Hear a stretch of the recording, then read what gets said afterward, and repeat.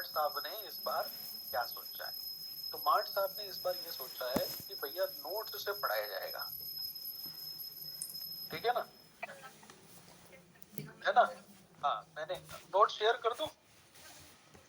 Yes sir. ये लाल पीला अच्छा लगता है ना, रंग बिरंगा, आदत पड़ गई ना। हाँ, तो मैं इसके नोट्स डाल दूंगा, लेकिन आप एक काम करना, एक्चुअली ऐसे मैं ग्रुप पे नहीं डाल सकता।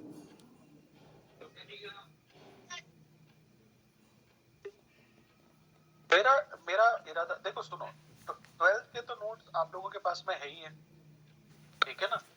मेरा मानना है, मैं आप लोगों को अभी तो वैसे भी आपको 11th के नोट्स चाहिए भी नहीं। आप लोग बोर्ड के लिए पढ़ रहे हो, तो बोर्ड में आपको किसकी जरूरत होगी? 12th की जरूरत होगी, और वो आप लोग ऑलरेडी आपके पास में है। आपको मेरे नोट्स की रिक्वायरमेंट पड़ेगी जब आप लोग नीट के लिए रिवीजन स्टार्ट करोगे, ठीक है ना? उस टाइम पर मैं आपको नोट्स दूंगा, और आरएम को दूंगा। आरएम समझ गए? आरएम रिपीटर्स में, तो उसमें जो मैंने नोट्स करवाए वो भैया आप लोगों को मजा आएगा। To the point, precise, crisp, बहुत ही बढ़िया नोट, ठीक है? कुछ कुछ आप लोगों से मिलते जुलते हैं, लेकिन काफी चीजें उसके अंदर जो है वो काफी एग्जाम्पल भी है, फ्लेवर भी उसका अच्छा रहेगा, है ना? मैं आप लोगों को कुछ दिखाता हूँ जिससे आप लोगों को ये रियलाइज होगा कि बेसिकली क्या चीज है। मैंने इस बार नोट्स की प्रेजेंटेशन पर बहुत काम किया है। इलेक्ट्रोस्टैटिक्स पहला लेक्चर देखो, ठीक है? ये एग्जैक्टली सेम नोट्स आप लोगों के पास में, ठीक है ना? एस्थेटिक वाइज, राइटिंग वाइज मैंने कोशिश किया है कि भाई एटलीस्ट रीडेबल हो, साफ सुथरा हो, ठीक है ना? तो इस तरह से ये जो चीजें बनी हुई हैं, ये सेम नोट्स मैंने आपको भी करवाए, है ना? ऑब्वियसली सब कुछ मैंने करवाया है तो चीजें सिमिलर होगी, है ना? लेकिन यहाँ पर थोड़ा सा और ज्यादा फिनिशिंग से आपको मिलेगा। तो ये सारी चीजें मैं आप लोगों के साथ में शेयर करूंगा, लेकिन कब शेयर करूंगा? जब सही समय आएगा। सही समय का मतलब लास्ट के 3-4 महीने बचेंगे, है ना? एनबीटीएस एनबीटीएस का सारा चक्कर खत्म हो जाएगा, है ना? उस टाइम पर मैं आपको दूंगा, यानी फरवरी के आसपास, ठीक है ना? तो इस तरह से ये सारी की सारी चीजें ऑन है। अभी 11th की एनसीईआरटी क्यों पढ़नी? नहीं, कुछ नहीं करना है आपको एनसीईआरटी से। अभी अभी 11th की एनसीईआरटी मैं रिकमेंड नहीं करूंगा। अगर आपको 11th की थ्योरी पढ़नी है तो अपने मॉड्यूल से पढ़े, अपने मॉड्यूल से थ्योरी पढ़े, और एनसीईआरटी आप 12th की पढ़ो, क्योंकि आपको 12th का बोर्ड का पेपर इस बार देना है। 11th के बोर्ड आपसे कोई पूछ नहीं रहा, वो आप वहां टाइम वेस्ट करोगे, ठीक है? आप क्वेश्चंस, एग्जांपल्स अगर देखना ही चाहते हो 11th के, आप अपने मॉड्यूल की थ्योरी पढ़ लीजिए जो आकाश ने आपको दी है, that will be more than sufficient. उससे ज्यादा आपको किसी भी थ्योरी की जरूरत नहीं। और अगर बोर्ड पर फोकस करना है तो बोर्ड पर फोकस करेंगे 12th के सेगमेंट पे। इवेंचुअली एनबीटीएस का पर्पस ये है कि आप लोगों को बोर्ड का भी कुछ कुछ वापस याद आ जाए, लेकिन अभी जो प्राइम रिक्वायरमेंट है वो है 12th का सेगमेंट, जो ऑलरेडी आपका हो चुका है और अच्छा हुआ है ना? तो वो प्राइम रिक्वायरमेंट। चलिए पूरे चैप्टर का ब्रशअप करते हैं। सेंटर ऑफ मास से शुरू करूंगा। तो सेंटर ऑफ मास जो है वो क्या होता है, तो देखो लाइन बाय लाइन मेरे साथ में पढ़ते जाएंगे, और ये थोड़ा सा मतलब एक्सटेंसिव नोट्स हैं, लेंथी नोट्स हैं, ठीक है ना? तो सेंटर ऑफ मास क्या होता है? It is an imaginary point जहां पर पूरे के पूरे सिस्टम का सारा मास एज्यूम किया जा सकता है, assume to be concentrated. System का सारा मास जहां रखा हुआ माना जा सकता है उसे अपन क्या कहते हैं? सेंटर ऑफ मास कहते हैं। सेंटर ऑफ मास बॉडी के अंदर भी हो सकता है, बॉडी के बाहर भी हो सकता है। सेंटर ऑफ मास पे मटेरियल की फिजिकल प्रेजेंस जरूरी नहीं है, यानी सेंटर ऑफ मास पे मटेरियल हो भी सकता है, नहीं भी हो सकता है। ज्योमेट्रिकली सिमेट्रिक बॉडीज जितने भी होते हैं उनके लिए सेंटर ऑफ मास अपने ही ज्योमेट्रिक सेंटर पे होता है। आई बात समझ में? जो भी ज्योमेट्रिकली सिमेट्रिक बॉडीज हैं, सेंटर ऑफ मास उनका अपने ही ज्योमेट्रिक सेंटर पे होता है। दो लोगों में से सेंटर ऑफ मास हमेशा भारी आदमी के पास होता है, तो centre of mass is always closer to the heavier object. Next question आता है सेंटर ऑफ मास किसका? तो सेंटर ऑफ मास एसओपी का, सिस्टम ऑफ पार्टिकल्स का। सेंटर ऑफ मास किसका? एसओपी का। एसओपी कितने तरह के होंगे? तो सिस्टम ऑफ पार्टिकल्स को मैंने दो सेगमेंट्स में डिवाइड किया है बेस्ड ऑन एचसी वर्मा की किताब। तो पहला जो सेगमेंट है उसे कहते हैं डीएसओपी, डिस्क्रीट सिस्टम ऑफ पार्टिकल्स, और दूसरा कहते हैं सीएसओपी, कंटीन्यूअस सिस्टम ऑफ पार्टिकल्स। अब ये क्या अंतर होता है दोनों को समझा देता हूँ। जैसे आपके घर में किचन है और आप अपने किचन में जाओ, वहां आपको आटे का एक डब्बा मिलेगा, उसमें से हथेली में आटे को भर लो, ठीक है, और इधर उधर देखो, अगर कोई आपको नहीं देख रहा है तो उसे हवा में उछाल दो। जब आप ऐसा करोगे तो दो बातें निश्चित है। पहला, एक तो मम्मी मारेगी, है ना, एक तो चपाट पड़ेगी, डांटा पड़ेगा ही पड़ेगा, वो तो निश्चित है, ठीक है, डांटी पड़ेगी। दूसरा बात ये होगी कि वो जो आटे के पार्टिकल्स होंगे वो पूरे किचन में बिखर जाएंगे। जो अलग अलग कणों में पार्टिकल्स में बिखर जाए उसे डिस्क्रीट सिस्टम कहते हैं। कैसा सिस्टम कहते हैं? डिस्क्रीट। तो जो पार्टिकल से मिलकर बना होगा वो कौन सा सिस्टम है? Discrete system. आ गई बात समझ में? ओके। नेक्स्ट पॉइंट ये है कि अगर उसमें तुम पानी डाल के गूंथ देते और एक सिंगल बॉडी बना देते, और अगर तुम उसको उछालते तो क्या वो अलग अलग बिखरती या फिर ऐसे सिंगल बॉडी ऊपर जाती और नीचे वापस गिर जाती? तो सिंगल बॉडी कंटिन्यूअस सिस्टम होती है, और बिखरा हुआ अलग अलग पार्टिकल्स जिसमें अलग अलग हो जाए वो कैसा सिस्टम होगा? Discrete system. क्या ये पॉइंट क्लियर? तो सीएसओपी का सेंटर ऑफ मास, सीएसओपी कितने तरह का? दो तरह का, डीएसओपी एंड सीएसओपी। ये समझ में आ गया? तो सेंटर ऑफ मास ऑफ डीएसओपी के बारे में बात करते हैं। तो मैंने एक सिस्टम लेकर के रखा है, और पहले मैं कौन सा सिस्टम ले रहा हूं? Discrete system. अब डिस्क्रीट सिस्टम का सेंटर ऑफ मास कैसे निकालते हैं? तो सबसे पहले देखो, आपको डायग्राम में X axis, Y axis, Z axis मिल रही है, ठीक है, तो एक्स एक्सिस मिल गई, वाई एक्सिस मिल गई, पार्टिकल्स रखे हुए हैं m1 m2 m3 dot dot dot dot mn। m1 का कोऑर्डिनेट है x1 y1 z1, m2 का कोऑर्डिनेट x2 y2 z2, उसी तरह से dot dot dot dot mn का कोऑर्डिनेट आ जाएगा xn yn zn। मिला बेटा सबको? ठीक है। m1 का ओरिजिन से पोजीशन वेक्टर हो गया r1 वेक्टर, 2 का हो गया r2 वेक्टर, 3 का r3 वेक्टर, और n का हो गया rn वेक्टर। क्या यहाँ तक पॉइंट सबको क्लियर है? अच्छा, पोजीशन वेक्टर कैसे लिखते हैं? अगर किसी भी पॉइंट का कोऑर्डिनेट गिवन होता है तो x i cap, y j cap, z k cap, तो r1 वेक्टर क्या हो जाएगा? x1 i cap, y1 j cap और z1 k cap. r2 vector हो जाएगा 2 2 2, r3 वेक्टर हो जाएगा 3 3 3, और rn वेक्टर हो जाएगा 3 n n n। तो आप सारे के सारे पोजीशन वेक्टर्स लिख सकते हैं। अब मैंने माना इस पूरे सिस्टम का सेंटर ऑफ मास यहाँ पर कहीं पर, देखो मैं किसको पॉइंट आउट कर रहा हूँ, ये पॉइंट मिला क्या आपको? तो पूरे सिस्टम का सेंटर ऑफ मास यहाँ पर, अगर पूरे बॉडी का सेंटर ऑफ मास यहाँ पर है, जिसका पोजीशन वेक्टर rc वेक्टर है, और उसका कोऑर्डिनेट क्या है? xc, yc, zc, तो rc वेक्टर को भी तुम ऐसे लिख सकते हो क्या? बहुत बढ़िया। अब ये rc कैसे लिखा जाएगा? तो rc का फॉर्मूला होता है ये वाला, which is m1 r1 vector plus m2 r2 vector plus dot dot dot dot mn rn vector divided by m1 plus m2 plus m3 dot dot dot dot mn। ये याद रहेगा? अगर मुझे x कोऑर्डिनेट निकालना होता है centre of मास का, तो r को हटा करके अपन x ले लेते हैं। अगर y कोऑर्डिनेट निकालना होता है तो r को हटा के y ले लेते हैं, और z कोऑर्डिनेट निकालना होता है तो r को हटा करके z ले लेते हैं। यहाँ तक कोई भी कंफ्यूजन? ये याद रखेंगे कि इन इक्वेशन नंबर 1 2 3 में जितने भी x हैं और y है और z है, ये सब कोऑर्डिनेट्स हैं, और कोऑर्डिनेट पॉजिटिव भी होता है और नेगेटिव भी होता है, यानी विद साइन यूज किया जाएगा। यहाँ तक पॉइंट क्लियर? कोई कंफ्यूजन नहीं? अब हम लोग बात करेंगे। हाँ, कुछ पूछना चाह रहे हैं? सर, ये आटे वाले एग्जांपल में वो सेंटर ऑफ मास फिर कैसे बताएंगे अपन?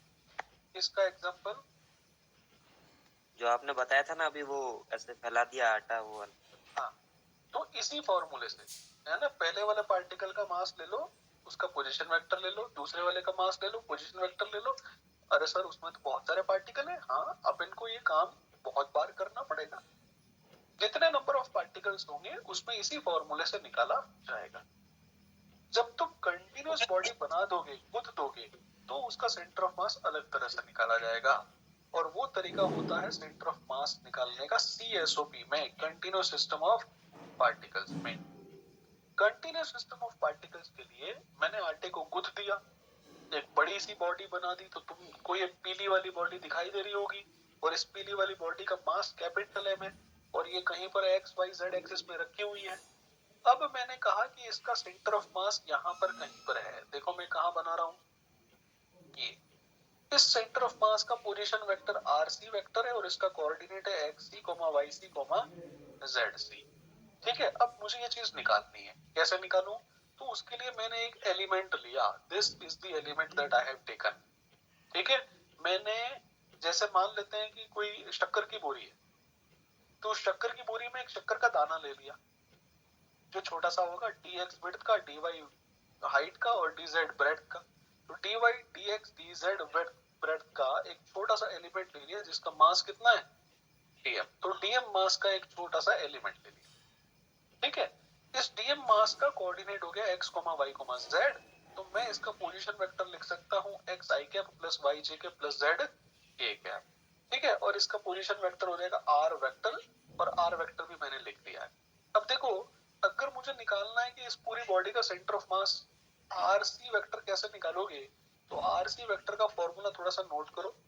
RC फॉर्मूला का ये वाला फॉर्मूला मतलब आप लोगों को पता होना चाहिए। ये है मेरे पास में फॉर्मूला RC वेक्टर का,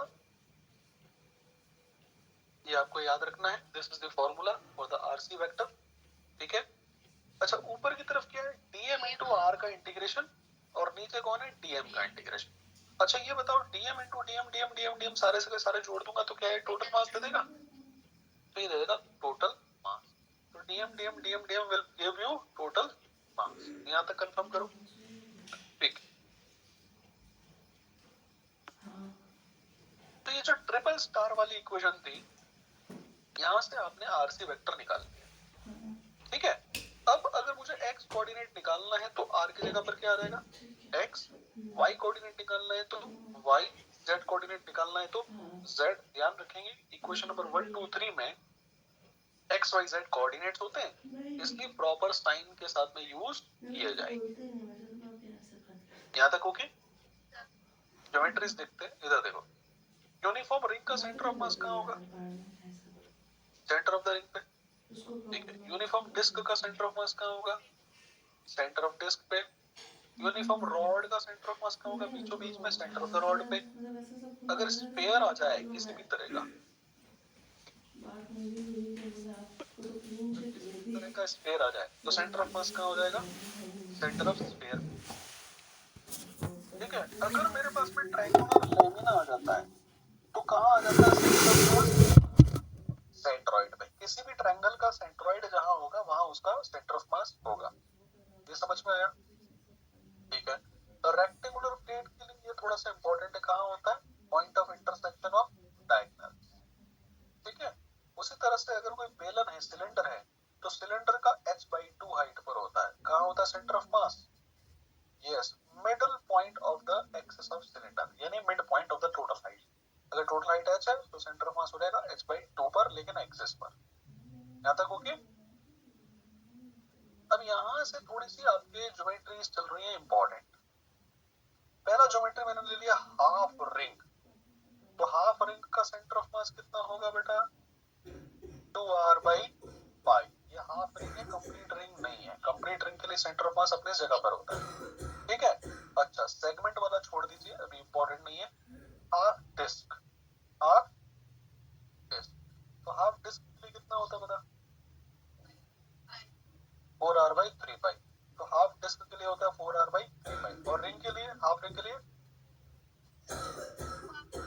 2r/π। किसके लिए, पर हाफ डिस्क के लिए, और रिंग के लिए, इसके लिए।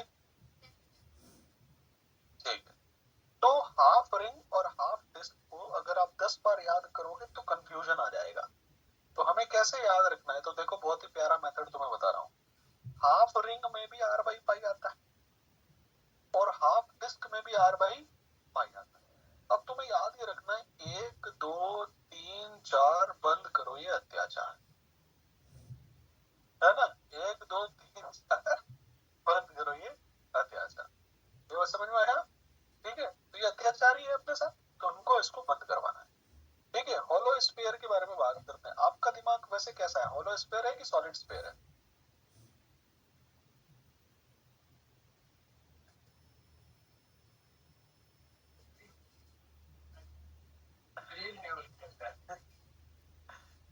आपका ब्रेन होलो है कि ब्रेन?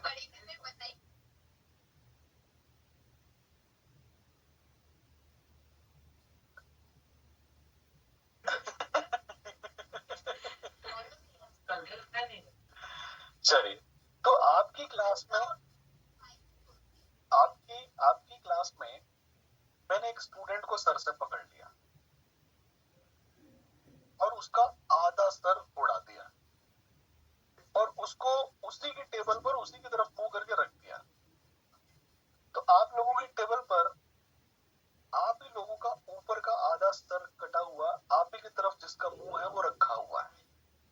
अब ये बताओ उस ऑब्जेक्ट का सेंटर ऑफ मास r/2 पर होगा कि 3r/8 पे होगा? 3r/8 पे। 3r/8 पे है ना। जिनको फिजिक्स नहीं आती उनका सेंटर ऑफ मास r/2 पर होगा, और जिनको फिजिक्स आती है उनका सेंटर ऑफ मास 3r/8 पे होगा, है ना। आगे बात समझ में? हाँ, मतलब अगर माल मसाला भरा हुआ है, दिमाग भरा हुआ है, तो 3r/8 है। अगर डब्बा खाली है, तुम ऐसे करते हो और आवाज आती है डुक डुक डुक डुक डुक डुक, ठीक है ना, तो वो है r/2 पर। चलिए, मजाक कर रहा था मैं, वैसे ब्रेन के बारे में आप लोग कहीं ज्यादा जानते हो। अब देखो, अरे देखो, ये अगर होलो स्फीयर है, होलो कोन के लिए सेंटर ऑफ मास कहां पर होता है? h/3। कहां से? बेस से। और सॉलिड कोन के लिए कहां होगा? h/4। और कहां से? बेस। अब चलो इधर देखो, बचपन में तुम लोग क्या है कि बड़ी शरारतें करते थे। मान लो पापा ने तुम्हें कोन वाली आइसक्रीम दिला दी और तुमने उस आइसक्रीम को उल्टा रख दिया तुम्हारी टेबल के सामने, और तुम्हारा मन कर रहा है कि अब मैं इस आइसक्रीम को खाने वाला हूँ। खाने से पहले, है ना, जब तुमने उसका रैपर भी उतारा नहीं है, वो आइसक्रीम एज इट इज पड़ी हुई है, उसका सेंटर ऑफ मास कहां पे होगा? h/4 हाइट में। अब तुम बड़ी क्या है कि बदमाश टाइप के, नकटे टाइप के टाबरी हो। तुम आइसक्रीम अंदर की सारी चाट गए और कोन छोड़ दिया। ठीक है, आइसक्रीम सारी की सारी चाट गए, कोन छोड़ दिया। अब उसका सेंटर ऑफ मास नीचे कितना आ गया? h/3। ये बताओ, अगर कोई बच्चा सिर्फ आइसक्रीम खा ले और कोन छोड़ दे, तो कोन का सेंटर ऑफ मास कितना नीचे आया?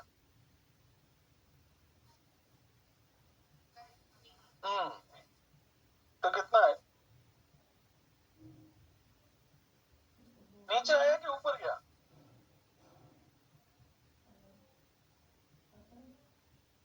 तो नीचे आएगा कि ऊपर जाएगा? ऊपर जाएगा। कितना गया? Right answer, h/12। ठीक है, चलो बहुत बढ़िया। ये सब r/2 वाले मजाक कर रहा हूँ। देखिए, अगर कोई बॉडी ए पॉइंट पर है t1 टाइम पर और वो डिस्प्लेस होती है बी पॉइंट पर t2 टाइम पर, तो ए से बी तक पहुंचने में टाइम इंटरवल लग गया t2 - t1। और इनिशियली सेंटर ऑफ मास कहाँ था? यहाँ पर। फाइनली सेंटर ऑफ मास कहाँ है? यहाँ पर। तो सेंटर ऑफ मास डिस्प्लेस हो चुका है इस डायरेक्शन में कितने अमाउंट से? डेल्टा r से। तो सबसे पहले सेंटर ऑफ मास होता क्या है? तो सेंटर ऑफ मास तो ये होता है, ये मैं पहले से जानता हूँ, है ना, ये मैंने ऊपर बात कर ली थी। सेंटर ऑफ मास ये होता है। अब सेंटर ऑफ मास का डिस्प्लेसमेंट निकालना है, डेल्टा r(c). तो डेल्टा r(c) कैसे निकालेंगे? डेल्टा r(c) करने के लिए जितने भी r है सबके आगे डेल्टा लगा दो। तो इसके आगे डेल्टा लगा दो, इसके आगे डेल्टा लगा दो, इसके आगे डेल्टा लगा दो, इसके आगे डेल्टा लगा दो, फॉर्मूला बन जाएगा ये वाला, डेल्टा वाला। तो इसे बोलेंगे displacement of centre of mass. और displacement of centre of mass हो जाएगा delta r(c) is equal to m delta r1 plus m delta r2 plus dot dot dot dot m delta rn divided by m1 plus m2 plus m3 dot dot dot dot mn ये formula है। अब अभी delta r1 का मतलब ये है कि r1 कितना डिस्प्लेस हुआ, डेल्टा r2 ये है कि r2 कितना डिस्प्लेस हुआ, डेल्टा r3 कि r3 कितना डिस्प्लेस हुआ डॉट डॉट डॉट डॉट, है ना। और सेंटर ऑफ मास का डिस्प्लेसमेंट जो है वो है rc1 से rc2, है ना। डायग्राम देखोगे ना तो सेंटर ऑफ मास इनिशियली कहाँ था, a पर, rc1 यानी a पर, और फिर कहाँ चला गया, b पर। अब एक काम करो, इक्वेशन नंबर 2 दिख रही है, उसके हर एक टर्म में डेल्टा t से डिवाइड कर दो, इसके नीचे भी डेल्टा टी से डिवाइड कर दो, इसके नीचे भी डेल्टा टी से डिवाइड कर दो, इसके नीचे भी डेल्टा टी से डिवाइड कर दो। जब तुम डेल्टा टी से हर जगह डिवाइड कर दोगे तो ये एवरेज वेलोसिटी बन जाएगी। तो एवरेज वेलोसिटी होती है rate of change of displacement. Average velocity कितनी होती है, rate of change of displacement. जब तुम इसमें डेल्टा टी से डिवाइड करोगे तो क्या ये v1 बनेगा, इसमें डिवाइड करोगे तो क्या बनेगा, v2 बनेगा। तो अब तुम्हारे पास में एक फॉर्मूला आ गया, m1 v1 plus m2 v2 plus dot dot dot dot mn vn divided by m1 plus m2 plus m. This is the formula which actually relates and gives the velocity of center of mass. ठीक है। अच्छा, ऊपर लिखा हुआ है पूरे system का total momentum, नीचे लिखा हुआ है टोटल मास। तो ये वाली इक्वेशन भी क्लियर होगी। अब अपन बात करेंगे एक्सेलरेशन ऑफ सेंटर ऑफ मास क्या होता है। तो देखो इक्वेशन नंबर 3 देखी, उसको डिफरेंशिएट कर दो तो वेलोसिटी का डिफरेंशिएशन क्या आया, तो हर टर्म को डिफरेंशिएट करोगे तो सारी वेलोसिटीज किस में कन्वर्ट होगी, तो acceleration of centre of mass आ गया m1 a1 plus m2 a2 dot dot dot dot mn an divided by total mass. ठीक बात है।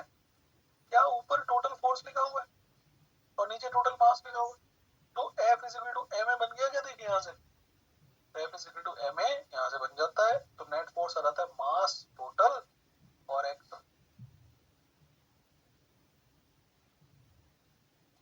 बात कर रहे हैं टॉर्क। टॉर्क किसको कहते हैं, फोर्स इनटू आर परपेंडिकुलर। बहुत बढ़िया। नेक्स्ट पॉइंट ये है, टॉर्क हमेशा किसका होता है, फोर्स का। टॉर्क हमेशा किसका होता है, फोर्स का। और किसके अबाउट होता है, यस, या तो ये पॉइंट के अबाउट होता है या फिर ये एक्सिस के अबाउट होता है, जैसे कि दरवाजा। बिल्कुल ठीक है। And torque is always of a force, किसी न किसी फोर्स का होता है। ये बात समझ में आ गई। ठीक है। वेक्टर नोटेशन क्या है, वेक्टर नोटेशन है tau is equal to R cross F. और कैसे लिख सकते हो, तो आर एफ साइन थीटा भी लिख सकते हो, और आर साइन थीटा को कहते हैं लीवर आर्म, और इस लीवर आर्म को यूज करते हैं आर परपेंडिकुलर। तो F into R perpendicular is the formula. ठीक है। इसको tau is equal to I alpha भी कह सकते हैं। तो torque is equal to I into alpha है, तो अल्फा हो जाएगा टॉर्क डिवाइडेड बाई आई। क्या है, समझ में आ गया। पॉइंट के अबाउट कैसे ले सकते हैं, जैसे ये मेरे पास में एक पॉइंट है और यहाँ से एक फोर्स लग रहा है, और मैंने पूछा कि इस ओ पॉइंट के अबाउट फोर्स का टॉर्क बताओ। तो फोर्स की लाइन ऑफ एक्शन देखो कितनी है, फोर्स की लाइन ऑफ एक्शन देखी, और इस फोर्स के लाइन ऑफ एक्शन पे तुमने क्या डाल दिया, परपेंडिकुलर। तो दिस डिस्टेंस इज परपेंडिकुलर। तो इस ओ पॉइंट के अबाउट टॉर्क आ जाएगा, और वो टॉर्क हो जाएगा, उसका मैग्नीट्यूड हो जाएगा एफ इंटू आर परपेंडिकुलर। ठीक बात है। रही बात डायरेक्शन की, तो direction R H T R से निकालते हैं। आर एच टी आर किसको बोलते हैं, राइट हैंड थंब रूल, है ना। अच्छा, एक चीज मैं बता दूं, आर एच टी आर क्या है, राइट हैंड थंब रूल क्या है। ए क्रॉस बी आता है, ए क्रॉस बी। तो ये है ए वेक्टर, और ये कौन सा वेक्टर है, बी वेक्टर। तो ए क्रॉस बी में ऊपर जाऊंगा कि नीचे जाऊंगा, ए क्रॉस बी में मैं ऐसे ऊपर नीचे से ऊपर, तो ये आ गया ए क्रॉस बी। अच्छा, ये डायरेक्शन किसकी है, डॉट है कि क्रॉस है, डॉट सॉरी डायरेक्शन डॉट है, आंसर होता है डॉट। और उसी तरह से अगर बी क्रॉस ए करूंगा तो कहां से कहां जाऊंगा, ये क्या क्रॉस हो जाएगी, ये डॉट क्रॉस पता चलता है। सर मैं तो लेफ्ट हैंड से लिखता हूँ, अब मेरे लिए जो राइट हैंड वाले हैं उनके लिए आर एच टी आर है, तो मेरे लिए कौन सा लॉ है, आर एच टी आर। आप लोगों के लिए एल एच टी आर नहीं है, है ना। भले आप अंगूठा लगाते हो, है ना, भले हाथ हो या नहीं हो, लेकिन यूज तो राइट हैंड थंब रूल ही यूज करना है। ठीक है। चलिए, किसके बराबर है, आर क्रॉस एफ, ठीक है। तो अगर आर इधर है और एफ इधर है तो आर क्रॉस एफ इधर आएगा क्या, टॉर्क देख कंफर्म कर। लेकिन अगर आर नीचे और एफ ऊपर चला जाएगा तो टॉर्क ऊपर चला जाएगा क्या, देख ये डायरेक्शन समझ में आ गई सबको, ठीक है। एटवुड्स मशीन विद फ्रिक्शन के बारे में बात कर,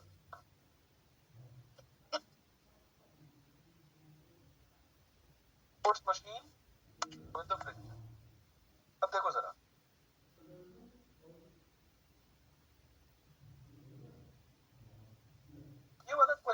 ये वाला क्वेश्चन मैं आप लोगों को करवा रहा हूं बिल्कुल ब्लैंक से, है ना, जीरो से।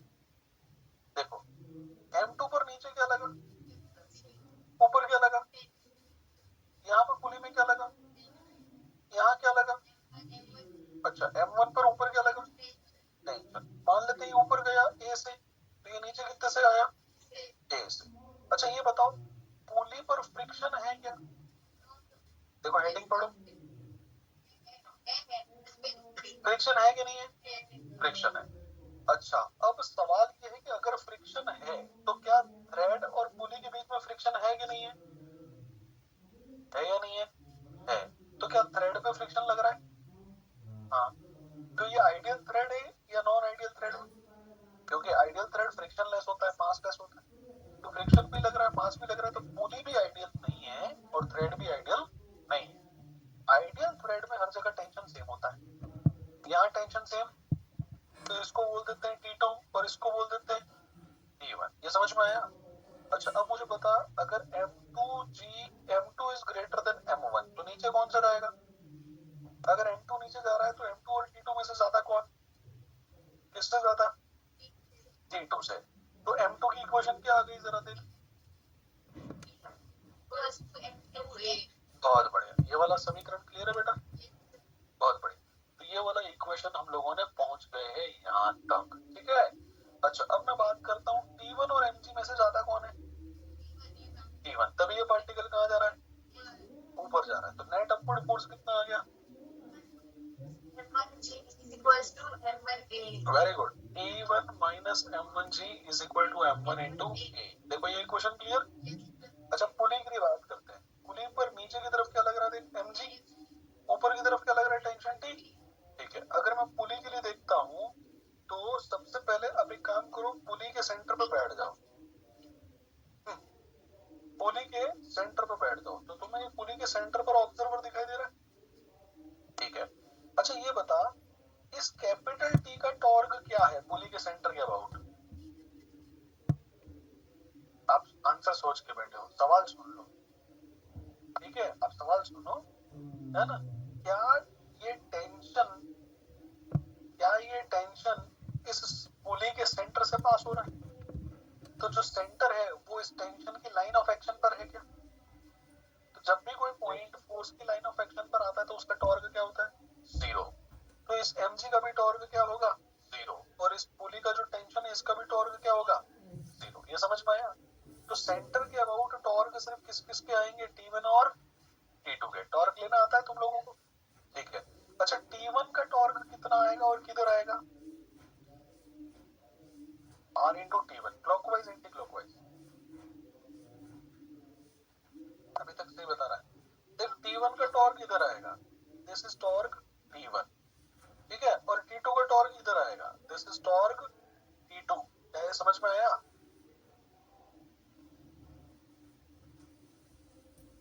क्यों, ठीक है। अब इसके लिए आप लोगों को थोड़ा सा टॉर्क कैसे लेते हैं ये पता होना चाहिए। मैग्नीट्यूड क्या आता है पहले तो ये बता, पहले तो मुझे बताओ मैग्नीट्यूड कितना है, टॉर्क T1 का मैग्नीट्यूड कितना है, R इंटू T1, ये समझ में आ गया।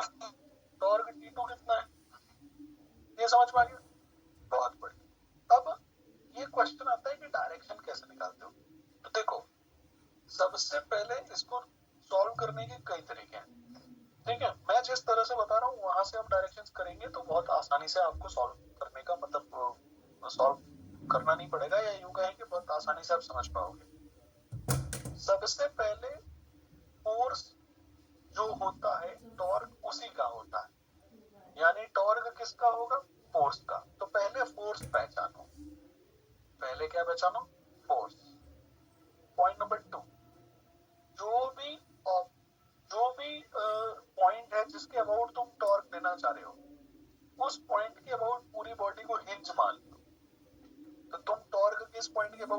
रहे हो? सेंटर के अबाउट। तो सेंटर के अबाउट इस पूरे ऑब्जेक्ट को क्या मान लेंगे? हिंज मान लेंगे। क्या है, समझ में आया? ओके।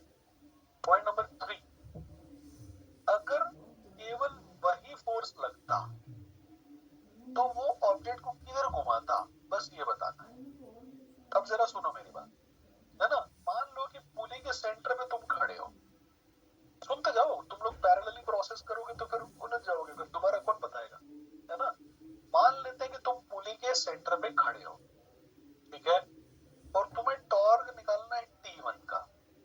तो सारे फोर्सेस हटा दो मन ही मन में, केवल ये सोचो कि अगर T1 ही फोर्स एकमात्र इस पे लगता तो वो उस पुली को किधर घुमाता?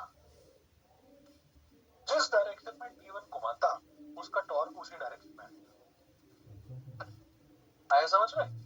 अब T2 का टॉर्क निकालना है तो सब भूल जाओ, T1 T2 है ना, T1 T mg ये सब भूल जाओ, सिर्फ T2 को लगाओ और ये बताओ अगर केवल T2 लगाते तो ये पुली को किधर घुमाता? अगली डायरेक्शन। तो ये R क्रॉस F निकालने का आसान तरीका होता है ना, ये R क्रॉस F निकालने का आसान तरीका। अब अगर पुली की बात करूं तो देखो, सबसे पहले मुझे बताओ T1 और T2 में से ज्यादा कौन है? तो T1 में से और T2 में से T2 ज्यादा है, तो किसका टॉर्क ज्यादा होगा? T2 का टॉर्क ज्यादा। तो T2 की डायरेक्शन में ये पूरा का पूरा पार्टिकल अल्फा से रोटेट कर जाएगा, ठीक है। और मैं ये बोलूंगा कि देखो R इंटू T2, तो T2 into R minus T1 into R, क्या ये नेट टॉर्क है? Is equal to I into alpha, और I क्या है? I is the moment of inertia of this pulley. देखो यहाँ तक कंफर्म करो, ठीक है। पर कंस्ट्रेन इक्वेशन क्या होता है? A is equal to R alpha पढ़ा है क्या तुम लोगों ने? तो A is equal to R alpha is the equation, ठीक है ना। अब जरा देखो, तुम्हें इक्वेशन नंबर 1 2 3 4 मिल गई। 1 वाली इक्वेशन तुम फिर से लिख लो, तो T1 minus M1G is equal to M1 into A, ये 1 वाली इक्वेशन है। 2 2 ये वाली इक्वेशन लिखो, सेकंड वाली M2G minus T2 is equal to M2 into A, ये इक्वेशन मिली। रुको, थर्ड इक्वेशन में R से डिवाइड करो, तो देखो क्या लिखा हुआ है, T2 माइनस T1, ये क्या लिखा हुआ है? I बाई, एक चीज मैंने नहीं लिखी है, कौन सी? अल्फा को तुम लिख लो चौथी इक्वेशन, तो R और R मिलके R स्क्वायर बन जाएंगे, तो ये है 5 डैश। यहाँ तक समझ में आ गया? अब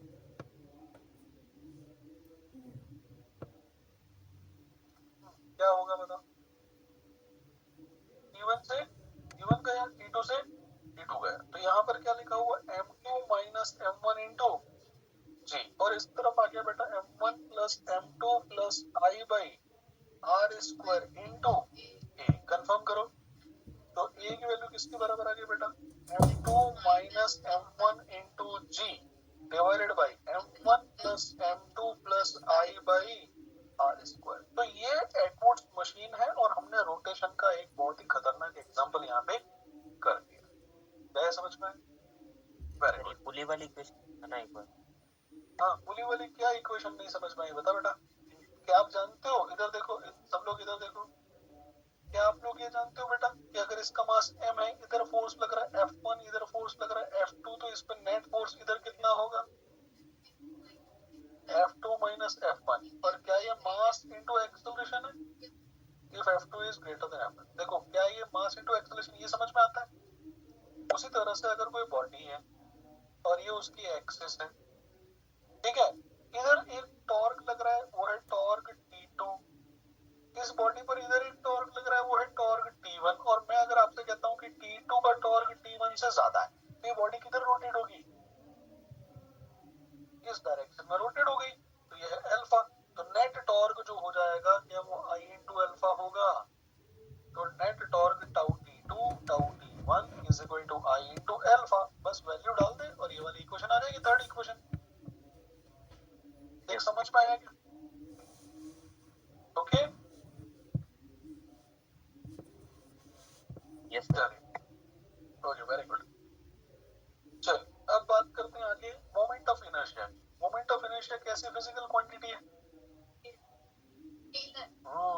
ये टेंसर फिजिकल क्वांटिटी है, और क्यों क्योंकि टेंशन आपके सिलेबस में नहीं है, इसे आप क्या मानोगे, स्केलर मानोगे। ठीक है, अच्छा क्या होता है मोमेंट ऑफ इनर्शिया, क्या होता है, तो जो काम मास ट्रांसलेशन के लिए करता है वही काम मोमेंट ऑफ इनर्शिया रोटेशन के लिए करता है। ठीक है, तो ये रोटेशनल एनालॉगस ऑफ मास है।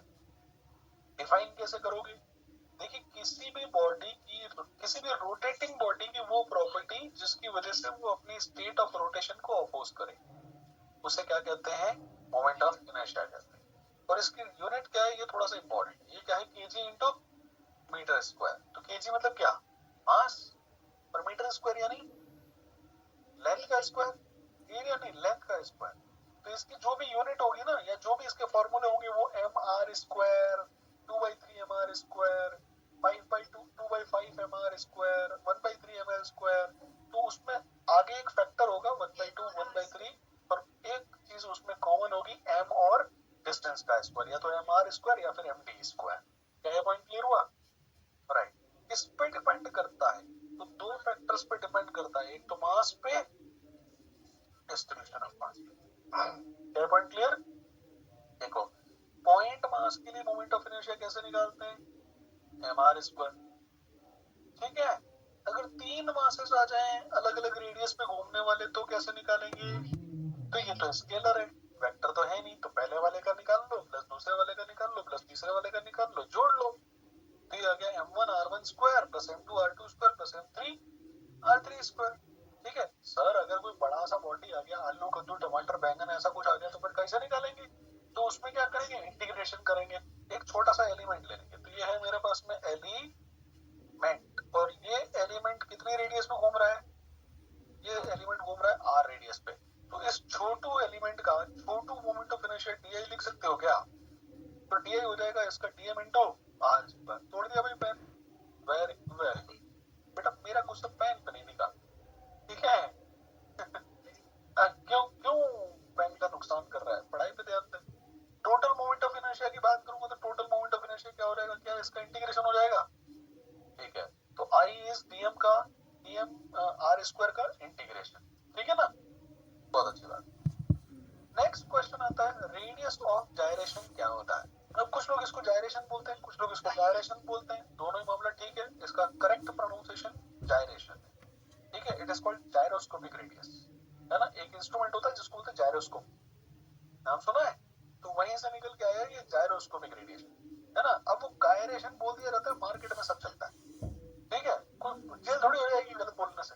तो आप कुछ भी बोल दो, रेडियस ऑफ जायरेशन, गुरेशन, पीरेशन, टूरेशन, है ना, जैसा भी प्रोनाउंसिएशन आपको ठीक लगे, रेडियस ऑफ जायरेशन मैं बोलूंगा इसको, ठीक है। अब होता क्या है, देखो ये तुम्हें पहला वाला डायग्राम दिखाई दे रहा है, चलिए सिर्फ उतना ही सुनेंगे जितना मैं बोल रहा हूँ, आगे पढ़ने की जरूरत नहीं, ठीक है। और वो सुनो जो मैं कह रहा हूँ, बाकी सारी चीजें बंद कर दो, ठीक है। सबसे पहले डायग्राम देखते चले जाओ। येलो वाला जो बॉडी है वो एक बड़ा सा बॉडी है, और वो अपनी एक axis of rotation AOR, axis of rotation के अबाउट कांस्टेंट ओमेगा से रोटेट कर रहा है।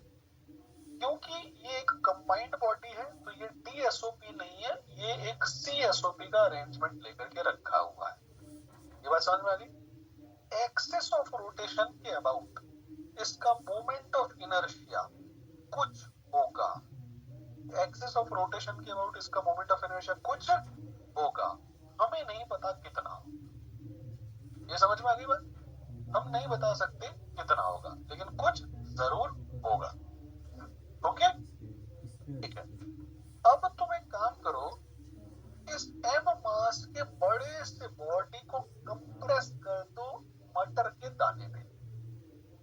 तो मैंने इस m मास की बॉडी को कंप्रेस कर दिया और मास सेम रखते हुए बहुत छोटा सा स्क्वीज कर दिया और एक पॉइंट मास बना दिया मटर के दाने जितना। या फिर तुम ऐसे भी समझ सकते हो कि इस बड़ी सी बॉडी को हटाया और एक मटर का दाना लेके आ गया जिसका मास कितना था, same as of this body. ये समझ में आ गया। उस मटर के दाने को मैंने उसी एक्सिस से के डिस्टेंस पे रखा। कितने डिस्टेंस पे रखा, के डिस्टेंस पे रखा। तो ये वो डिस्टेंस a है और मैंने इसको घुमा दिया उस dot dot dot dot dot dot dot dot वाले सर्किल पे। तो जब मैं सर्किल पे घुमा दूंगा तो इसका मोमेंट ऑफ इनर्शिया कितना आ जाएगा जरा सोच, क्या m² आ जाएगा क्या? यस। तो देखो इसका इनिशियल मोमेंट ऑफ इनर्शिया कितना था i और फाइनल मोमेंट ऑफ इनर्शिया कितना है। अगर दोनों ही केस में मोमेंट ऑफ इनर्शिया अभी भी सेम है तो i की वैल्यू अगर m² है अभी भी, तो k जो है उसे रेडियस ऑफ जायरेशन कहा जाता है जिसकी value root of i by m के बराबर होती है। क्या ये बात सबको समझ में आ गई? तो रेडियस ऑफ जायरेशन एक इमेजिनरी रेडियस होती है जिस पर यदि सारा का सारा मास पॉइंट मास बना के रख दिया जाए और उसी एक्सिस के अबाउट रोटेट करने पर उतना ही मोमेंट ऑफ इनर्शिया प्रोड्यूस करे जितना पहले हो रहा था, तो हम उस डिस्टेंस को या उस रेडियस को रेडियस ऑफ जायरेशन कहते हैं। क्या ये बात समझ में आ गई बेटा? यस। तो रेडियस ऑफ जायरेशन की जो वैल्यू होती है वो होती है root of I by M. तो radius of gyration is equal to root of I by M. क्या ये पॉइंट क्लियर है? ठीक है। अब देखिए जरा, मैं आपको एक इसका स्टेटमेंट पढ़वा रहा हूँ, उसको समझिए। It is the distance from the axis of rotation where the mass of the body could be assumed to be concentrated without changing the moment of inertia of the body about the same axis. That means पूरी की पूरी body जो extended थी उसकी जगह पर आप एक छोटा सा मास ले लो, छोटा मतलब सेम मास का एक छोटा पॉइंट ऑब्जेक्ट ले लो, उसी एक्सिस के अबाउट रोटेट कर दो, तो मोमेंट ऑफ इनर्शिया सेम रहेगा। और मोमेंट ऑफ इनर्शिया अगर सेम रहेगा, एमओआई अगर सेम रहेगा, तो उस डिस्टेंस को उस बॉडी की रेडियस ऑफ जायरेशन कहेंगे। यहाँ तक ओके? इसके दो थ्योरम, एक होता है परपेंडिकुलर एक्सिस थ्योरम और एक होता है parallel axis. Perpendicular axis theorem क्या है सबसे पहले ये देखेंगे। सबसे पहले आप ये समझिए ये केवल किसके लिए लगा सकते हो? 2D bodies. तो 2D कौन कौन सी? Only valid for ring, disc and plate. हर जगह नहीं चेप सकते भैया, हर जगह नहीं चेप सकते, सिर्फ और सिर्फ कहाँ लगा सकते हो? 2D ऑब्जेक्ट्स में। क्या है, समझ में आया?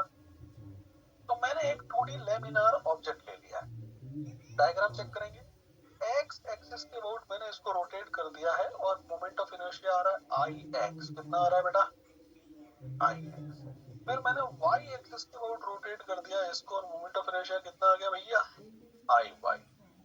ये दोनों ही एक्सिस, एक्स वाली और वाई वाली, इस ऑब्जेक्ट के प्लेन में एग्जिस्ट करने वाली दो म्यूचुअल परपेंडिकुलर एक्सिस थी।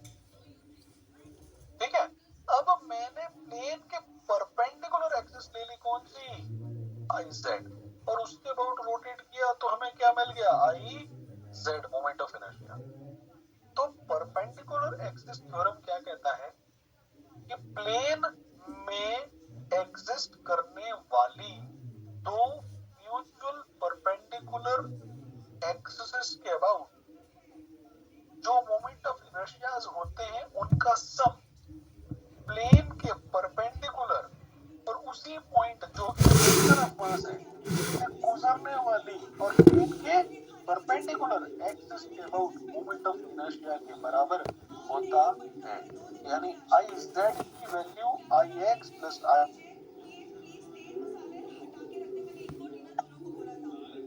स्ट्रेन ये है कि ये 3D ऑब्जेक्ट्स की वैल्यू, ध्यान रखेंगे, स्फीयर हो गया, सिलेंडर हो गया, कोन हो गया, उसके लिए आप नहीं लगा सकते। यहाँ तक पॉइंट ओके?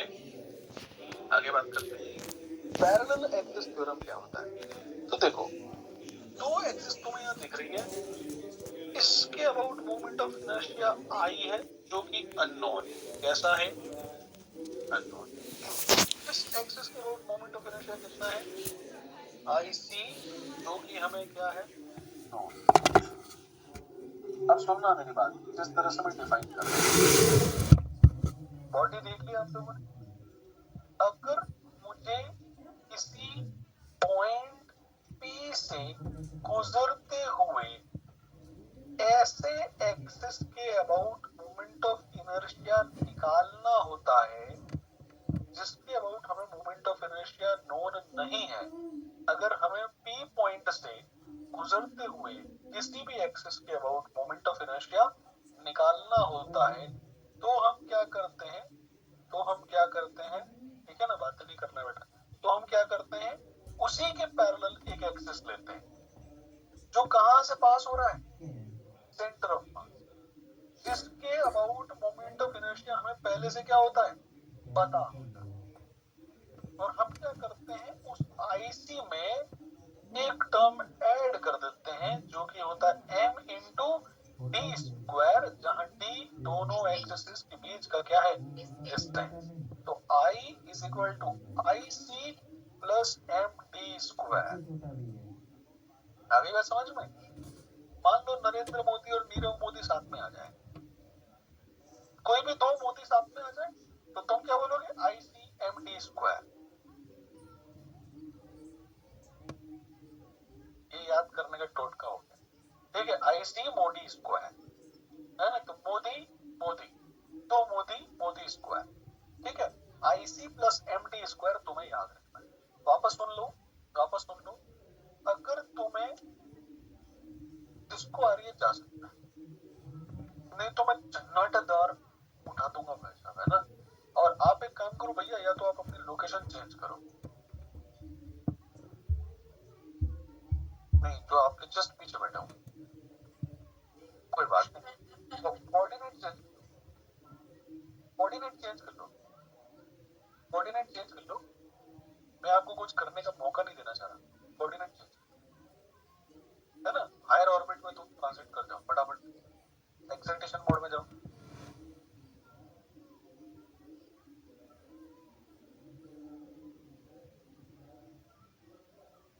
ठीक है। चलिए अब मैं पीछे वाली गैंग जो है ना उस पर फोकस करता हूँ, चलिए ठीक है। जो पहले क्या चीज है, मेरी बात समझिए, थोड़ा सा आप क्लास का माहौल कैसा रखना है ये आपके हाथ में है, किसी और के हाथ में नहीं है, ये आपके हाथ में है। आप अपने लिए पढ़ रहे हैं, मास्टर किसके लिए पढ़ा रहा है ये आपको पता है, नफा नुकसान हर चीज यहाँ जो भी होनी है वो सिर्फ किसके साथ में, हर चीज का जो भी ड्रॉबैक आएगा वो किसके साथ में, हमारे साथ, ठीक है। आप लोग शायद अभी थोड़ा सा मैच्योर हैं। आज मैंने 11th में बच्चों से पूछा, मैंने कहा पढ़ाई कैसी चल रही है, बच्चों ने कहा सर पढ़ाई अच्छी चल रही है। मैंने सुबह टारगेट में भी पूछा था, बच्चों पढ़ाई कैसी चल रही है, पढ़ाई अच्छी चल रही है सर, पढ़ाई का क्या है, पढ़ाई बढ़िया चल रही है। फिर मैंने कहा नीट में सिलेक्शन हो जाएगा, और वहां पे क्लास के 1 या 2 बच्चों ने बोला कि हाँ सर हम उतना पढ़ रहे हैं जिसमें नीट में सिलेक्शन हमारा हो जाए। तो जब हमारा एक ही लक्ष्य है और वो है नीट, और अंदर से आवाज क्या आ रही है, क्या नीट में सिलेक्शन हो जाएगा, अगर हो जाएगा तो आपकी पढ़ाई अच्छी चल रही है, और अंदर से घबराहट सी महसूस हो रही है कि पता नहीं क्या होगा, तो निश्चित रूप से आपकी पढ़ाई अच्छी नहीं चल रही। और कुछ बच्चे ऐसे भी होंगे जिन्हें निश्चित रूप से पता होगा कि नीट में उनका क्या होगा, उन्हें पता है कि नीट में हमारा ये होगा, तो वो फिर उतना लोड भी नहीं लेते, ठीक है फिर अगले साल ही देखेंगे, फिर 6 महीने ताकत लगाने से क्या मतलब है, छोड़ो, है ना। तो वो आप लोगों पे डिपेंड करता है, आप कितने साल और लेकर के डॉक्टर बनना चाहते हैं, है ना भाई। 1 साल में डॉक्टर बनना है कि 3 साल में डॉक्टर बनना है कि 5 साल में आपका पड़ोसी सेलेक्ट हो जाए, उसका MBBS कंप्लीट हो जाए और तुम्हारा शुरू भी नहीं हो। What kind of future planning have we done for ourselves? ठीक है, खैर नीट की बात नहीं करनी चाहिए अपनी क्लास में, है ना, अपनी क्लास की नीट अभी क्यों है, ठीक है। पहले आप लोग बोर्ड पकड़ लो, 12th पकड़ लो, वो ठीक है।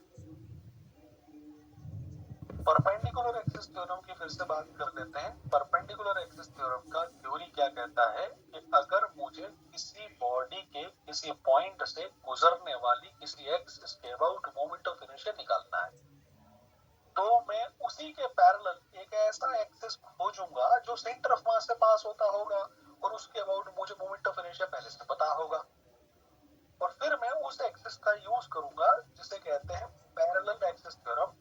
और पैरेलल एक्सिस थ्योरम के हिसाब से सेंटर ऑफ मास के अबाउट जो मोमेंट ऑफ इनर्शिया IC होता है उसमें तुम md स्क्वायर से अगर एडिशन कर दो तो तुम्हें वो एक्सिस के अबाउट मोमेंट ऑफ इनर्शिया मिल जाएगा जो तुम निकालना चाहते हो, जहां मास पूरी बॉडी का है और डिस्टेंस दोनों ही एक्सिस के बीच का है। ये समझ में आया? ठीक है, अब यहाँ पर थोड़ा सा देखेंगे, मैं बहुत सारी ज्योमेट्रीज यहाँ पर लेकर के आया हूँ जो आप लोगों के लिए आप लोगों को करना चाहिए, ट्राई करना चाहिए। ठीक है, अच्छा देखो कौन सी एक्सिस है, ये ऑब्जेक्ट कौन है, रे, और ये कौन सा है मेरे पास में, perpendicular to the plane and passing through the centre. तो ये वाली एक्सिस तुम्हें दिख रही है भाई, तो इस एक्सिस के अबाउट मोमेंट ऑफ इनर्शिया कितना होता है, हमारे स्क्वायर। रेडियस ऑफ जायरेशन कैसा निकालता है बोल, तो रेडियस ऑफ जायरेशन होता है I बाई एम, आई की जगह क्या डाल देगा, mr स्क्वायर, तो ये लिखा हुआ मेरे पास में mr square divided by M. देखिए एम से एम कटने के बाद में r आएगा क्या, तो रेडियस ऑफ जायरेशन कितनी आ गई, r। समझ में आया? ठीक है, अब इधर देखो ये वाली एक्सिस तुम्हें दिख रही है, तो इसके about moment of inertia I1 कह देता हूँ। कितना कह दिया भाई मैंने, I1। ये वाली एक्सिस तुम्हें दिख रही है भाई, इस एक्सिस के अबाउट मोमेंट ऑफ इनर्शिया कितना कह देता हूँ, I2। और ये वाली एक्सिस तुम्हें दिख रही है, इस एक्सिस के अबाउट मोमेंट ऑफ इनर्शिया मैंने कह देता हूँ I3। ठीक है, तो क्या तुम्हें ये समझ में आ रहा है कि I3 is equal to I1 plus I2, yes और नो? कौन सा एक्सिस थ्योरम है, परपेंडिकुलर एक्सिस थ्योरम। अब मुझे एक बात बताओ, x x डैश के अबाउट तुम घुमाओगे तो जो शेप बनेगा क्या वो होलो स्फीयर बनेगा? x x डैश के अबाउट अगर मैं इस पूरे पार्टिकल को रोटेट करूंगा तो क्या एक होलो स्फीयर बन जाएगा? अच्छा y y डैश के अबाउट रोटेट करूंगा तो भी क्या शेप होलो स्फीयर बनेगा? तो फिजिक्स में सिमेट्री जब तक सेम रहती है तब तक मोमेंट ऑफ इनर्शिया सेम रहता है, तो I1 और I2 क्या हो जाएगा, सेम। और I1 और I2 अगर सेम है तो क्या ये I3 बाई 2 है, और I3 तो मैं ऑलरेडी प्रीवियस केस में निकाल चुका हूँ, देख कितना आता है mr स्क्वायर, तो ये कितना आ रहेगा 1 बाई 2 mr स्क्वायर। तो moment of inertia about this axis either I1 और I2 is half mr square. तो किसी भी डायमेट्रिक एक्सिस के अबाउट मोमेंट ऑफ इनर्शिया कितना रहता है, हाफ mr स्क्वायर। ये याद रखना है। रेडियस ऑफ जायरेशन अगर मुझे निकालना है तो रेडियस ऑफ जायरेशन कितना रहेगा, देख I बाई एम, आई की वैल्यू जगह ये डाल, तो क्या ये मेरे पास में r बाई रूट 2 बनेगा।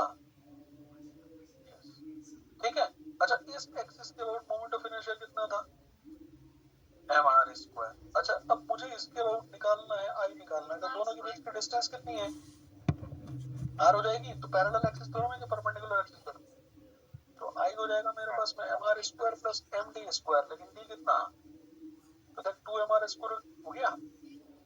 ठीक है, रेडियस ऑफ जायरेशन कैलकुलेट कर, इसी में यहीं पर m से डिवाइड कर दे, जो उत्तर मिले उसका रूट ले ले, देखा आया क्या, रेडियस ऑफ जायरेशन खुद। ठीक है, अब देखो सेंटर से पास होती हुई ये जो एक्सिस है इसके अबाउट हम लोगों ने मोमेंट ऑफ इनर्शिया अभी ऊपर निकाला था, और ये कितना आता है मेरे पास में, हाफ mr स्क्वायर, है ना। तो ये है moment of inertia about this axis, about C axis. क्या ये IC की तरह बिहेव कर सकता है? ठीक है, और अगर मुझे ये वाली एक्सिस निकालनी हो, इस एक्सिस के अबाउट ये वाली डिस्टेंस कितनी आ रहेगी बेटा, r। तो इस एक्सिस के अबाउट अगर मोमेंट ऑफ इनर्शिया I है तो पैरेलल एक्सिस थ्योरम है कि परपेंडिकुलर एक्सिस थ्योरम, तो पैरेलल एक्सिस थ्योरम हो जाएगा I is equal to IC plus m into d square and d is equal to r which is equal to half into mr square plus mr square। तो answer कितना है भाई, 3 by 2 mr square। तो क्या ये याद रहेगा, radius of gyration निकाल लोगे। ठीक है, डिस्क का इस एक्सिस के अबाउट कितना होता है बेटा, जल्दी से बता, half mr square, radius of gyration निकाल लोगे।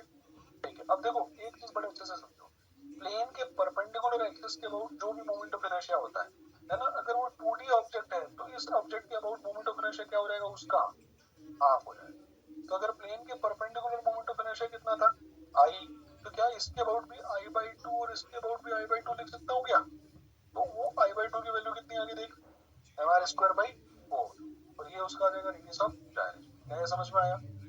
अच्छा अब सेंटर से पास होने वाली किसी भी एक्सिस के अबाउट जो भी प्लेन में होती है मोमेंट ऑफ इनर्शिया कितना होता है, तो ये है 1/4 mr स्क्वायर।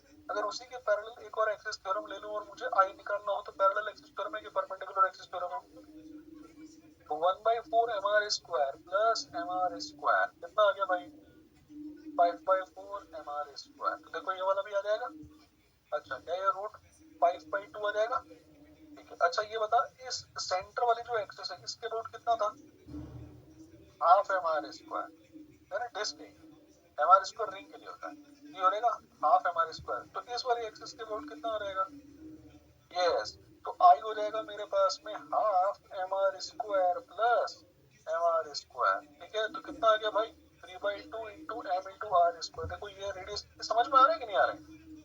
तो एक बहुत ही एक्सटेंसिव लिस्ट मैं दुश्मनों के मॉड्यूल से लेकर के आया हूँ आप लोगों के लिए ताकि क्या है कि देखो यहाँ पर जो भी है वो सारी की सारी एक एक्सटेंसिव तुम्हें पता चल जाए कि ये सारी की सारी ज्योमेट्रीज इस एक्सिस के अबाउट इतना इतना आता है मोमेंट ऑफ इनर्शिया। अब ये है एन्युलर डिस्क। एन्युलर मतलब अंदर भी छेद होगा बाहर तो होता ही है। तो इनिशियल रेडियस अंदर की रेडियस कितनी है r1 और बाहर की रेडियस कितनी है r2। ठीक है अब देखो जरा ये वाली एक्सिस अगर मैं ले लूं तो ये इस एक्सिस के अबाउट मोमेंट ऑफ इनर्शिया होता है m/2 r1 square plus r2 square. देखो बीच में प्लस आया माइनस नहीं आया है बीच में क्या आ गया प्लस आ गया है ना। तो इस एक्सिस के अबाउट मोमेंट ऑफ इनर्शिया में इसको IC कह देता हूँ। तो IC की वैल्यू कितनी आ गई m/2 r1 square plus r2 square. Radius of gyration देख लेना है थोड़ा कॉम्प्लिकेटेड है ना कुछ नहीं है। तो रेडियस ऑफ जायरेशन कितना होता है तो रेडियस ऑफ जायरेशन होता है रूट ऑफ I/m। आई की वैल्यू उठा देना m से डिवाइड कर देना बचे हुए का रूट ले लेना। आ गई बात समझ में। अच्छा अब देखो ये वाली एक्सिस मुझे निकालनी है। यस इस एक्सिस के अबाउट देखो ये वाली एक्सिस कितनी है IC। तो ये है मेरे पास में I क्या I जो है वो IC/2 बनेगा। ठीक है तो ऊपर वाले में 2 से और डिवाइड कर दूंगा देख 1/4 बन जाए। बहुत बढ़िया ये इसका भी आंसर आ गया। ठीक है अच्छा गोला सॉलिड गोला।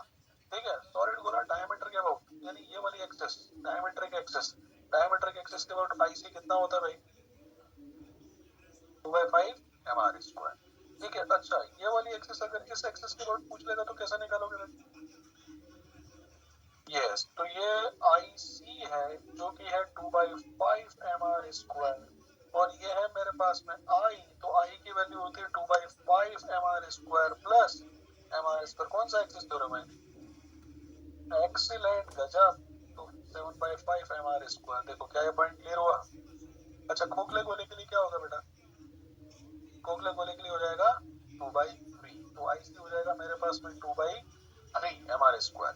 तो इस एक्सिस के अबाउट कितना है इस एक्सिस के अबाउट IC जो कि है 2/3 mr स्क्वायर और ये वाला डिस्टेंस कितना है r। तो इस एक्सिस के अबाउट कितना आ जाएगा I is equal to 2/3 mr square plus mr square and on solving it is 5/3 mr square। तो ये भी आप लोगों को आ गया होगा। ठीक है अगर कोई रॉड ले ले मान लेते हैं m मास और l लेंथ की रॉड है। ठीक है और ये है मेरे पास में मिड पॉइंट और मिड पॉइंट के अबाउट अगर मैं रोटेट कर देता हूँ तो मोमेंट ऑफ इनर्शिया कितना होता है भैया ml²/3 and this is important one has to remember this। ठीक है अगर मैं एंड पॉइंट ले लेता हूँ एंड पॉइंट तो ये है मेरे पास में यस एंड पॉइंट हाँ बोलो ये डिस्टेंस कितना रहेगा l/2 और इस एक्सिस के अबाउट कितना है ml²/12। ठीक है और ये है I। तो I कितना रहेगा बेटा देख ml²/12 plus m into l/2 का होल स्क्वायर सॉल्व कर लेंगे 1/3 ml² होता है। तो moment of inertia and point के अबाउट कितना होगा 1/3 ml²। यहाँ तक समझ पा रहे हो वेरी गुड। अब ये खोलो ये सब हमारे काम के नहीं है भैया ना सिलेंडर प्लेटर हमारे काम के नहीं है।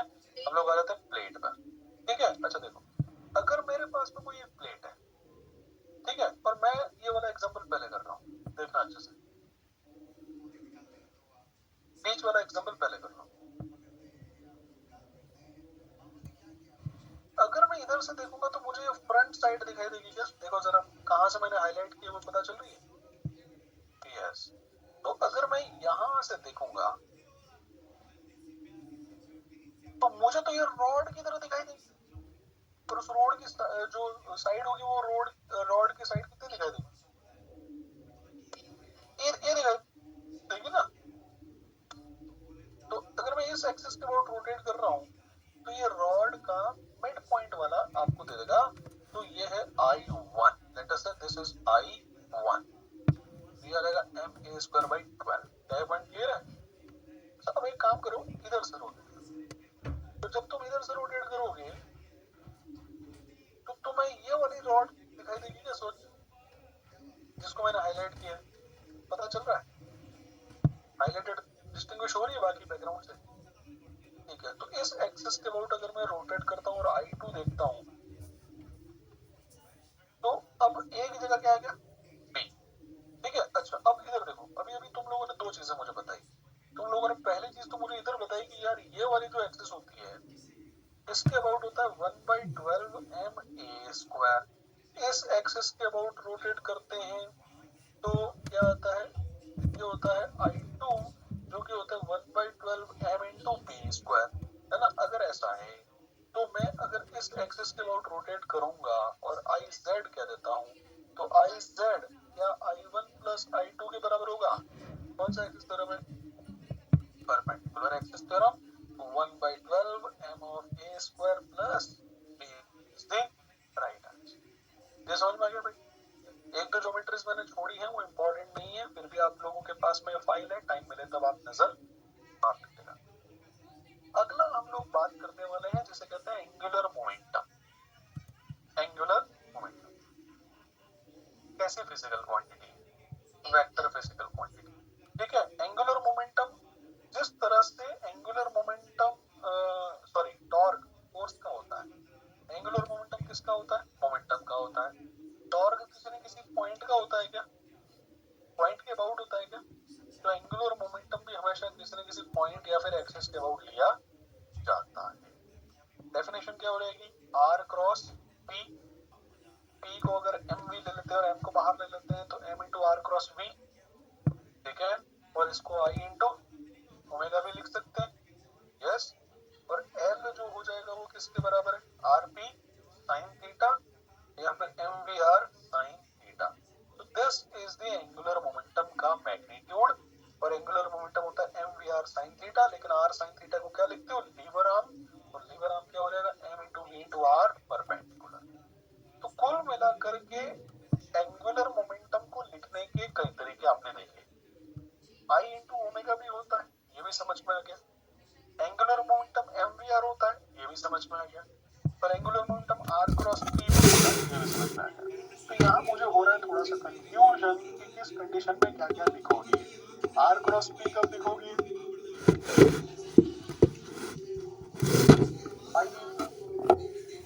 I और ओमेगा। तो उसके पीछे की कंडीशंस मैं आपको समझाता हूँ, ठीक है? बट उससे पहले आपको ये समझना है कि एंगुलर मोमेंटम किसके बराबर होता है? r क्रॉस p, और इसकी डायरेक्शन कैसे निकाली जाती है? Again I come to the same point. अगर ये वेक्टर इधर है, ये वेक्टर इधर है, तो a क्रॉस p किधर होगा? डॉट, और b क्रॉस a किधर होगा? क्रॉस। ठीक है, अब देखो r क्रॉस p इसकी डेफिनेशन, अगर r ऊपर है और p नीचे है तो क्या एंगुलर मोमेंटम नीचे की तरफ चल रहा है क्या भाई? वेरी। और उसी तरह से अगर r इधर है और p इधर है तो एंगुलर मोमेंटम ऊपर की तरफ चल रहा है क्या? देखिए समझ में आया कि नहीं है? वेरी। तो इस तरह से ये मेरे पास में क्या आ जाता है? Angular momentum. चले, क्या ये समझ में आ गया? ठीक है, अब देखो यहाँ पर कुछ केसेस जो है वो मैं अभी छोड़ रहा हूँ, कुछ केसेस जो है वो अभी मैं छोड़ रहा हूँ। मैं यहाँ पर इन बात करूंगा इन छोटे छोटे पॉइंट के बारे में, ठीक है? और ये है मेरे पास में एंगुलर मोमेंटम कंजर्वेशन।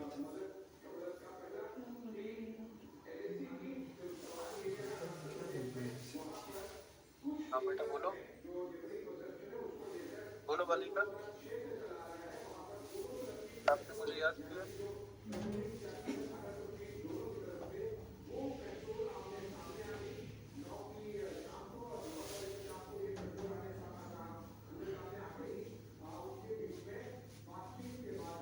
अब जैसा है क्या?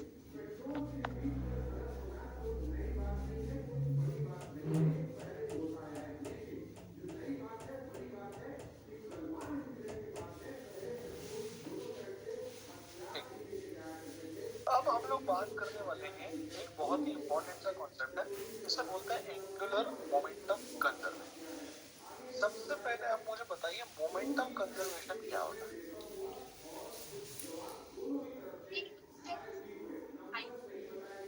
कैसे आता है ये?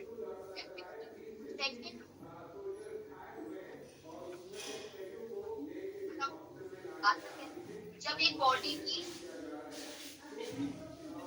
मोमेंटम कंजर्व, तो फॉर्मूला पता है P इनिशियल देखिए, मोमेंटम कंजर्वेशन के लिए आपको ये समझना है कि एफ एक्सटर्नल का जो फॉर्मूला होता है वो होता है dE by dt। ठीक है, दिस इज एनएलएम का सेकंड लॉ। तो this is Newton's laws of motion, और उसमें भी कौन सा लॉ? Second law. ये समझ में आया? और एफ एक्सटर्नल किसके बराबर है? dP by dt के बराबर। अगर एफ एक्सटर्नल जीरो होगा, अगर एफ एक्सटर्नल जीरो होगा तो dP by dt क्या हो जाएगा? जीरो। अच्छा, इस चीज का डिफरेंशिएशन जीरो होता है, कांस्टेंट। तो यहाँ से पता चला कि P क्या है? कांस्टेंट। क्या ये समझ में आया? और डिफरेंशिएशन किसके रेस्पेक्ट में किया था? तो जब भी कोई कांस्टेंट होता है विद रिस्पेक्ट टू टाइम, तो constant with respect to time is called conserve. Constant with respect to time is called conserve. तो ये क्या होगी? कंजर्व। ये समझ में आया? इसका मतलब P initial is equal to P final. This is how we find the or we get the momentum conservation. ठीक है? सेम तरह से हम लोग चलने वाले हैं, लेकिन अब हम लोग क्या करने वाले हैं? अब हम लोग बात करेंगे एंगुलर मोमेंटम कंजर्वेशन की। और एंगुलर मोमेंटम कंजर्वेशन में क्या होता है? देखो, यस, पढ़ो जरा क्या लिखा मैंने। In absence of any external torque, force की जगह कौन आ गया? Torque. The angular momentum of the system always remains constant। तो जो भी एंगुलर मोमेंटम है किसका? सिस्टम का, वो हमेशा क्या रहता है? कंस्टेंट। देखो, क्या आप जानते हो कि टाउ एक्सटर्नल होता है dl by dt। अगर टाउ एक्सटर्नल जीरो होगा तो dl by dt कितना? तो हम डिफरेंशिएशन कर रहे थे विद रिस्पेक्ट टू टाइम, तो L कितना आ जाएगा मेरे पास में? कांस्टेंट। और विद रिस्पेक्ट टू कांस्टेंट अगर कोई भी चीज है तो उसे क्या बोलेंगे? कंस्टेंट। और अगर कंस्टेंट है L फाइनल। और इसका एक बहुत बढ़िया सा फॉर्मूला तुम्हें याद रखना है, I1 omega 1 is equal to I2 omega 2। Angular momentum conservation बोलते हैं इसको, कंजर्वेशन ऑफ एंगुलर मोमेंटम। क्या ये समझ में आया? अब देखो, यहाँ चड्डी बनियान ग्रुप दिखाई दे रहा है तुम्हें, है ना? तो कुछ लोग चड्डी में है, कुछ लोग बनियान में है, भांति भांति कपड़े पहन के आए हैं। तो आप लोगों ने प्रीवियस ईयर एग्जाम्पल किया है। देखो, पहला ये जो आदमी है हमारा डब्बल बब्बल लेके बैठा है, इसको देखते हैं। सबसे पहले ये समझो, इनिशियल केस में इसने अपने मासेस को, दोनों डंबल्स को बॉडी से दूर रखा हुआ और ये घूम रहा है। जब ये बॉडी के पास लेकर के आ जाएगा मास को, तो मास का डिस्ट्रीब्यूशन एक्सिस के पास हो गया। mr स्क्वायर में से r कम हो गया क्या? अगर r कम हो जाएगा तो mr स्क्वायर, क्या इसका मोमेंट ऑफ इनर्शिया कम हो गया? तो ओमेगा, क्योंकि I इंटू ओमेगा क्या होता है? I कम होगा तो ओमेगा ज्यादा होगा। तो क्योंकि इसका मोमेंट ऑफ इनर्शिया कम हो गया, अब ये क्या हो गया? फास्ट हो गया। अब ये क्या हो गया? फास्ट हो गया। तो इसका मोमेंट ऑफ इनर्शिया फाइनली बढ़ गया, और इसका एंगुलर मोमेंटम जो है वो क्या रहा? कांस्टेंट। और एंगुलर स्पीड क्या हो गई? ठीक है, क्योंकि मोमेंट ऑफ इनर्शिया क्या हो गया? कम। क्या यहाँ तक बात समझ में आ गई? ठीक है, अब अपन इस डाइवर को देखते हैं, है ना? बहुत सारे ऐसे कॉम्पिटिशन्स होते हैं जिसमें क्या करते हैं कि ओलंपिक्स वगैरह में एक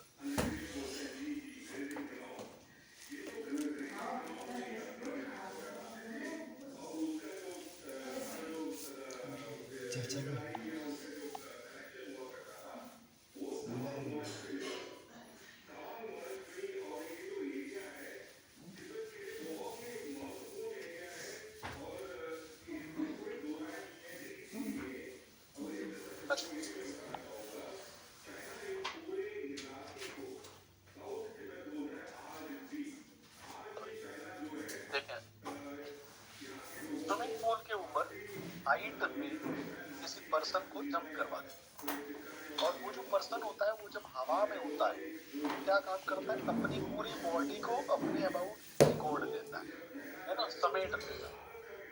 ठीक है, हाँ। तो अब आप इस पर्सन की दो पोजीशंस पर बात करेंगे। एक है मेरे पास में पोजीशन ए और एक है पोजीशन बी।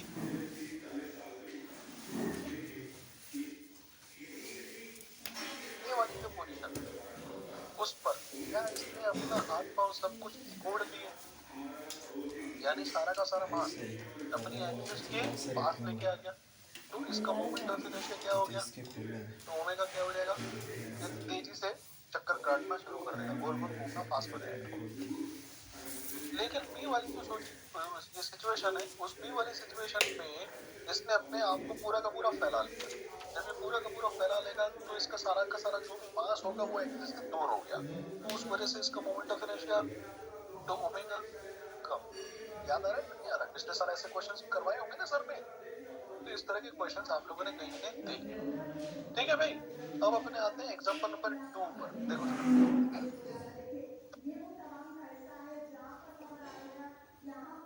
ये तुम्हें पहलवान दिखाई दे रहा है, ठीक है, मकोड़ी पहलवान।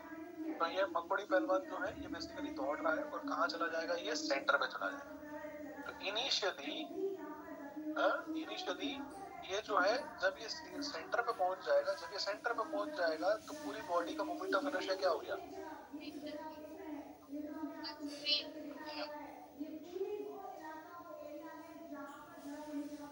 सही बोला, इसका इंग्लिश वर्ड भी सही बोला। जब ये बॉडी सेंटर पर आ जाएगा तो पूरी बॉडी का मोमेंट ऑफ इनर्शिया रिड्यूस हो जाएगा, क्योंकि mr स्क्वायर जो है वो क्या हो जाएगा, कम हो जाएगा, तो ओमेगा क्या हो जाएगा, बढ़ जाएगा। जब ये पार्टिकल पेरिफेरी पे था तो आई ज्यादा था, ओमेगा कम था। जब ये सेंटर पे पहुंच गया तो आई कम हो गया, तो ओमेगा बढ़ गया, क्योंकि I1 omega 1 is equal to I2 omega 2, I2 omega is always constant। ठीक है भाई, तो यहाँ से हम लोग नेक्स्ट क्लास में बात करेंगे, और ऊपर के 2-3 एग्जांपल्स भी मुझे करवाने हैं, वो मैं नेक्स्ट क्लास में करवाऊंगा। Thank you. सर ये पीडीएफ अपलोड कर दोगे आप? हाँ कर दी बेटा, ये वाली कर दी, बिना लिखे हुई कर दी मैंने ना, देखो।